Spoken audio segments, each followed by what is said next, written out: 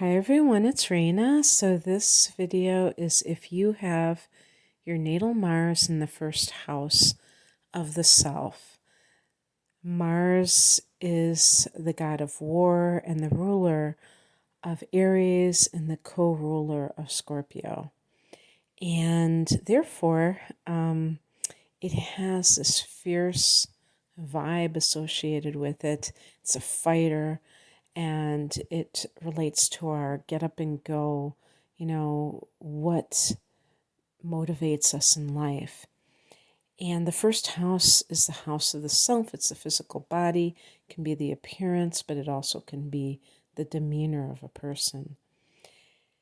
When Mars is in its own house, it's in its own territory because the first house in astrology is ruled by Aries, and Aries is ruled by Mars. So Mars has a connection to the first house in that way, and it feels right at home. Now, one of the things on this website where I compiled the list is that they made a point of specifying, those people who have a conjunction with the ascendant, and they mention an 8-degree orb. So an orb is the distance between the 2 points. So let's say that your rising sign is 8 degrees of Taurus. You could have Mars up to 16 degrees of Taurus in that first house, and it would be considered a conjunction. So, you're going to have to check your chart to see if that's, what you have going on there. But this can just really emphasize the person's, we could say appearance, but it would be more like their mannerisms. And this is the person who has a lot of excess energy that they have to channel. But this is true for everyone. That's why I was a little bit confused why they specified the conjunction with the ascendant, because usually there will be times when a planet forms a conjunction with the ascendant where it could be really seen in the appearance. An example would be if you have Pluto in conjunction with your ascendant. You might have, dark piercing eyes or something. Or just maybe they're not even dark. They could be blue, but they still have an intensity. Whereas if you just had Pluto in the first house, it may affect your mannerisms, but not necessarily how you look. So with Mars, I don't know if they have any specifics physically on how the person would look. It's more, I think, the behavior. And so it just kind of repeats what I'm saying. So I'm just going to leave that there. So I also want to talk about signs, because I think that with Mars in the first house, it is going to be affected by what your Mars sign is in. If you have Mars in Virgo and you have it in the first house, and it can actually be a godsend, because otherwise you might be kind of a weenie. You might be somebody who is afraid to assert yourself, and that's true of Virgo. And anything that I say that's a little bit challenging, don't, get it twisted. Don't think that I'm dissing a certain sign, that I don't like certain signs. It's really about their placement in certain houses and certain, planets and signs. Some planets function better in a different sign than that. So this could mellow the person out and make them less what I would call obnoxiously aggressive or pushy. You know what I mean?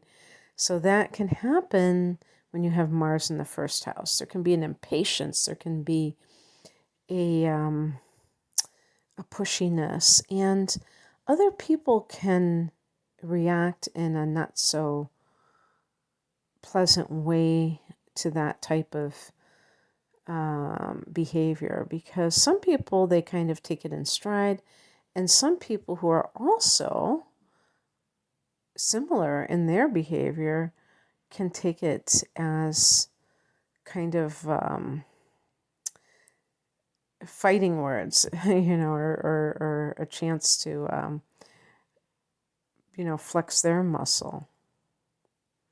Now, you're the type of person who is very, very energetic. And I just think about people, before I continue, if you have a conjunction with Mars in the rising sign, it's like having Aries rising.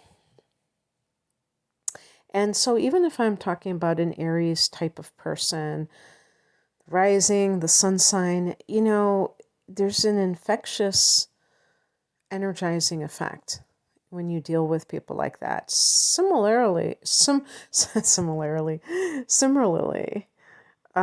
if you're dealing with somebody who is very laid back to the point of almost comatose,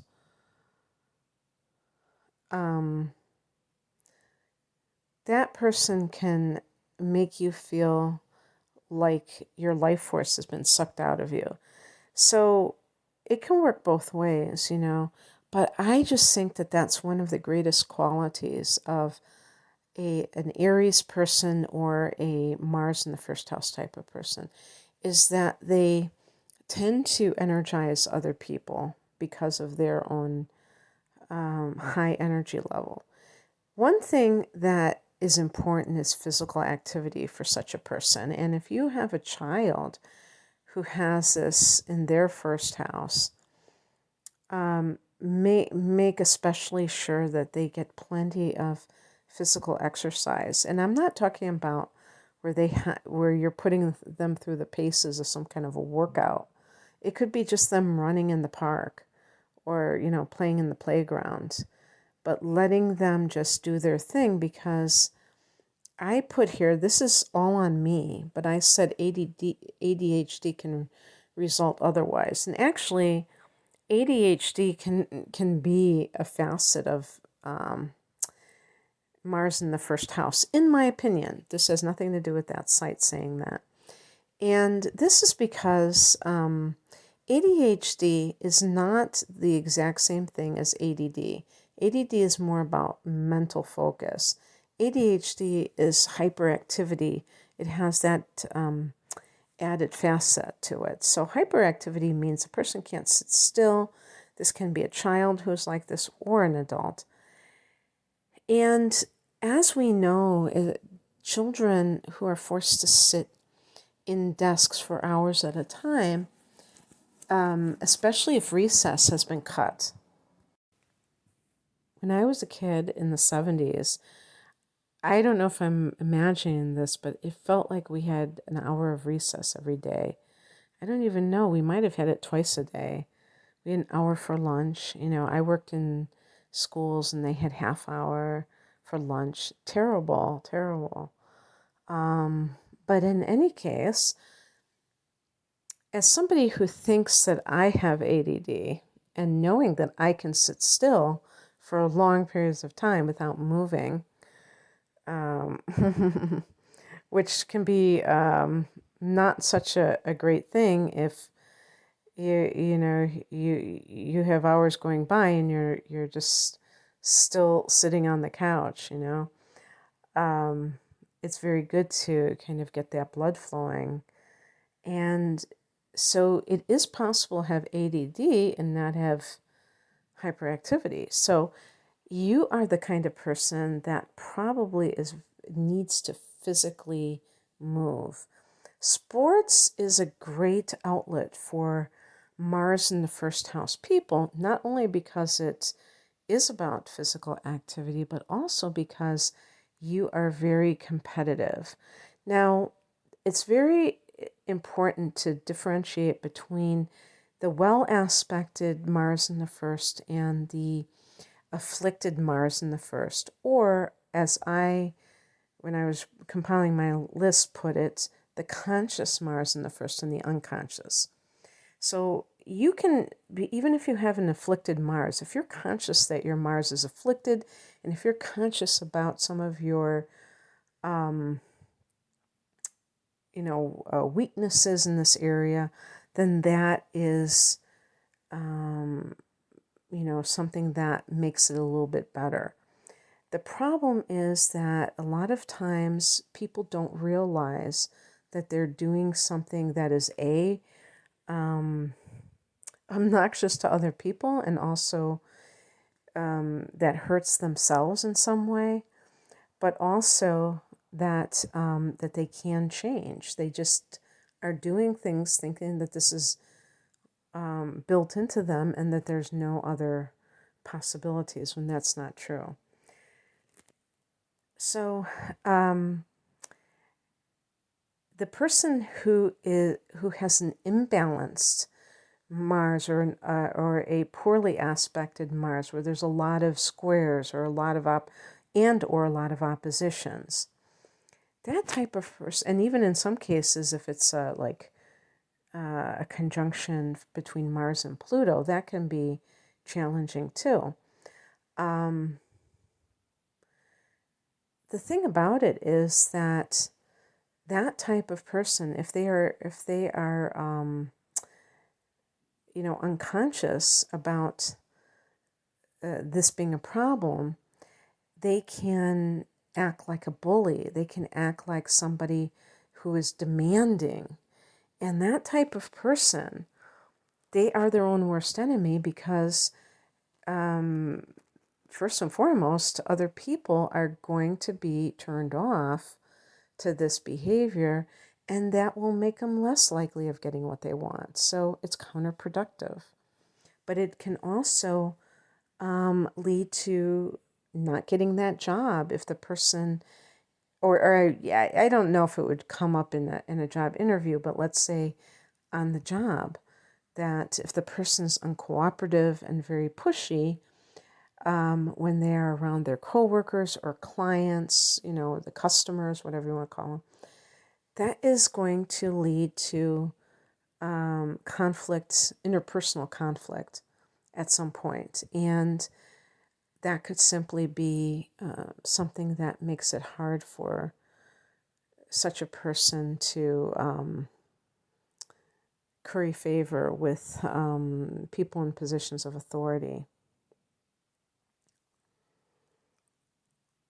And yet, going back to my example, if you have Mars in Virgo, this can give you more of a backbone, more oomph, more, or if you have Mars in Pisces, this can give you more of a backbone, maybe more courage, decisiveness, because Mars in Pisces can be very indecisive. So,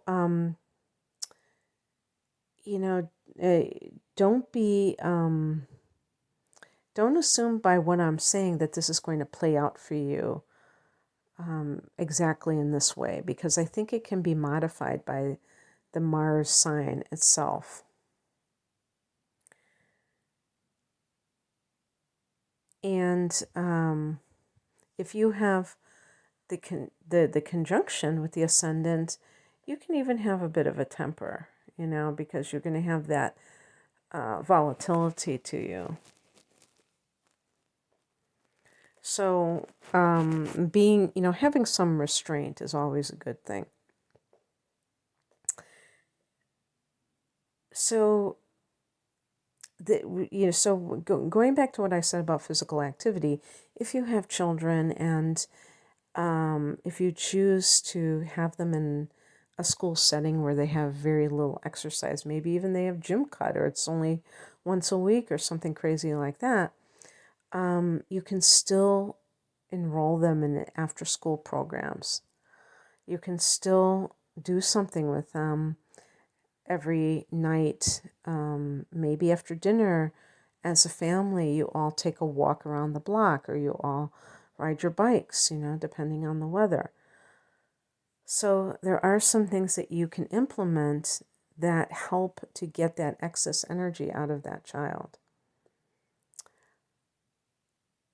So this makes you very reactive, and this placement, and also ration your behavior. So you have to be careful that you're looking where you're going, because they were talking about watching out for accidents.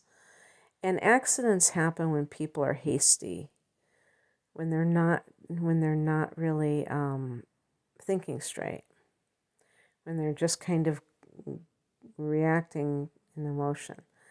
So be very careful about that. You are highly sexed, and what they put on the site is that, this is a requirement for you in marriage, or they might have said, partnership. And so I put necessary for satisfaction in marriage. Now, some of you who have this placement might be saying, well, duh, when would it not be the case? And the truth is that not everybody places sex as an important priority in their relationships. So this is why they are mentioning this as part of your makeup, because, it wouldn't necessarily be the case in all circumstances. And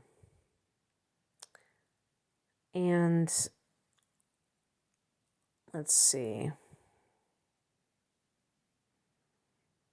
If you do have a well-aspected Mars, or you're conscious about your Mars and you're very aware of the parts of you that need self-improvement, this can be great for fighting for your goals in life and I would say being a go-getter in those goals. If you're more afflicted or unconscious with your Mars, like I said, it can lead to aggressive behavior, and that kind of thing is counterproductive. In other words, you don't get what you want. So this may, you are very active, as I think I stated at the beginning. You are a doer. You're not just a talker, you're a doer. However, you're better at initiating things than in following them through. This is also true of Aries people in general. I put here maybe if Mars is in Taurus or other fixed sign, meaning that you might be have more of a stick-to-itive nature, because Mars is how we act, and in a fixed sign there can be endurance, where the person is, willing to take it out for the duration, that they're not just going to drop what they're doing at the first sign of, tedious,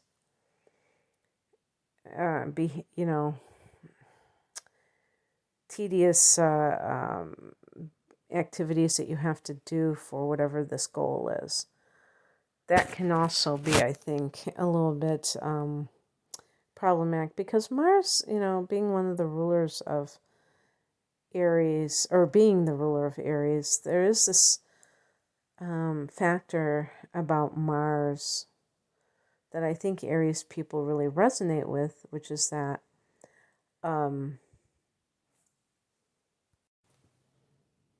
they want to be dynamic, and they are dynamic, and you are dynamic, I should say, rather than static, rather than stagnant, which is the opposite of movement. It's kind of like being stuck in place. So this is one of those things where you are always on the go. And, depending on the kind of person that you have, attracted into your reality, if you have a partner, that person is going to have to respect that part of you. They can't expect you to be like a homebody, because you just have too many irons in the fire. So if let's say you're a sun in Cancer, and you're supposed to be this domestic goddess, or if you're a man, king of your castle, and yet you might have Mars in Aries and be and be away from home a lot, because you belong to a sport, a softball league, you volunteer at a soup kitchen once a week, you do this, you do that. You have so much going on. And so, you're being very active in that way. So, like when you're with someone, make sure that you're not picking a person that is not really compatible with you. If you're on the go, it would stand to reason, maybe not 100% of the time, but enough percentage that you might want somebody who's like you, who loves to do things too, who's a doer, because maybe you can do things together.